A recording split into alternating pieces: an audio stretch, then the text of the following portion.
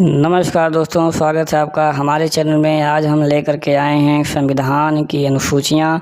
हमारे संविधान में हम जानते हैं कुल 12 अनुसूचियाँ हैं और 12 अनुसूचियों को हम कैसे याद करें, इसके लिए एक शानदार ट्रिक लेकर के हम आपके सामने प्रस्तुत हुए हैं। तो कभी कभी होता ये है कि आप लोगों को याद हो जाता है, लेकिन बीच बीच में कन्फ्यूजन आ जाती है कि कौन किस में था, कौन किस में था। तो यदि आप लोगों को याद भी है या नहीं भी याद है, दोनों कंडीशनों में इस ट्रिक के माध्यम से आप लोगों के अंदर जो कन्फ्यूजन है या नहीं याद है तो उसको आप पूरी तरीके से याद कर सकते हैं।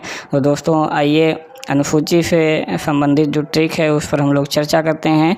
और आजकल छोटे से बड़े एग्जामों में हम लोग देखते हैं कि कोई ना कोई जो है एक अनुसूची या भाग या ऐसे करके पूछ ले रहा है, तो हमें ये पूरी तरीके से याद रहे क्योंकि ये पक्के नंबर होते हैं। तो एक क्वेश्चन हम बिल्कुल कन्फर्मली करेक्ट करके आएंगे। तो आइए देखते हैं। ये है संविधान की अनुसूचियाँ और इससे संबंधित ट्रिक है। बस आपको जो है हम 2-3 बार इसको पढ़ करके बता देंगे कि इसको कैसे पढ़ना है। आपको करना क्या रहेगा कि 2-3-4 बार इसे आप लोग लिख करके और प्रैक्टिस करिएगा। बस ज़्यादा से ज़्यादा 3-4 बार, इतने से ज़्यादा आपको नहीं करना रहेगा और ये आपको याद हो जाएगा।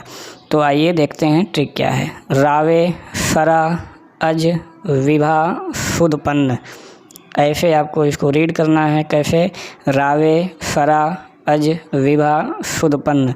बहुत ही आसान है दोस्तों। बचपन में हम लोग जब पढ़ते थे तो क्या करते थे, संस्कृत में बहुत सारे श्लोक आते थे, उसको रट्टा मारते थे।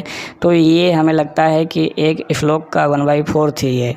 तो इसे आप लोग याद कर सकते हैं और इसको जब आप लोग सेट करेंगे अनुसूची में तो आप लोगों को बहुत मज़ा आएगा और ये आप लोगों को जल्दी से याद हो जाएगा। कैसे? रावे सरा अज विभा सुदपन्न। अब दोस्तों इसके एक एक अक्षर में एक एक अनुसूची जो है वो लाइन से छिपी हुई है। जैसे कि अनुसूची 1 पहला यहाँ पे देखते हैं क्या है, रा। तो इससे क्या आता है, राज्य और उसका राज्य क्षेत्र, जो हमारी पहली अनुसूची है। दूसरा अनुसूची तो यहाँ पे वे है, वे मतलब वेतन। तो दूसरी अनुसूची में क्या है, वेतन। तीसरे में बड़ा सा आता है तो इससे क्या हो जाता है, तीसरी अनुसूची में क्या है, शपथ। और चौथे में रा आता है तो यानी अनुसूची 4 में क्या है, राज्यसभा में सीटों का आवंटन। यहाँ ना छूट गया है, आप लोग इसके बना लीजिएगा, आवंटन। 5वें में क्या आता है, आ आता है तो आ मतलब अनुसूचित जाति और जनजाति का प्रशासन। और 6ठे में देखेंगे तो ये जा आता है, जा मतलब जनजातियों का प्रशासन। स्पेशली पूर्वोत्तर वाले जो 4 हैं जैसे कि असम, मेघालय, मिजोरम और त्रिपुरा, तो इन चारों को भी याद रखना है क्योंकि ये भी एग्ज़ाम में जो है पूछ लिया जाता है। चलिए आगे देखते हैं। इसके बाद आता है दोस्तों वी मतलब विभाजन। तो विभाजन में क्या है, शक्तियों का विभाजन। हम जानते हैं 3 सूचियां हैं, संघ सूची, राज्य सूची और समवर्ती सूची। इन तीनों सूचियों में क्या किया गया है, शक्तियों का विभाजन किया गया है। तो अनुसूची 7 में क्या है, शक्तियों का विभाजन, जो तीनों सूचियां हैं। फिर अनुसूची 8 में आता है भा मतलब भाषा, वी और भा मतलब भाषा। तो अनुसूची 8 में भाषा है। उसके बाद सुदपन्न, ये हम लोगों ने पढ़ा था। तो अनुसूची 9 में जो आता है फू मतलब हम लोग जानते हैं सुरक्षित कानून, जिसमें भूमि अधिग्रहण और इत्यादि हैं। फिर आता है दा, तो अनुसूची 10 में क्या है, दल बदल कानून। फिर आता है पंग, तो अनुसूची 11 में क्या है, पंचायतें। और फिर आता है ना, तो अनुसूची 12 में क्या है, नगर पालिकाएँ।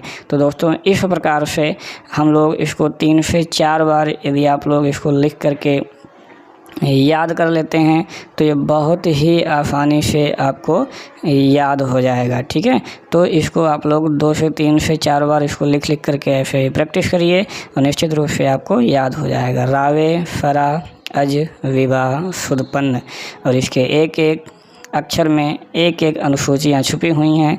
तो इस तरीके से आप बहुत ही आसानी से 12 अनुसूचियाँ वो याद कर सकते हैं और एग्ज़ाम में बेहतर कर सकते हैं।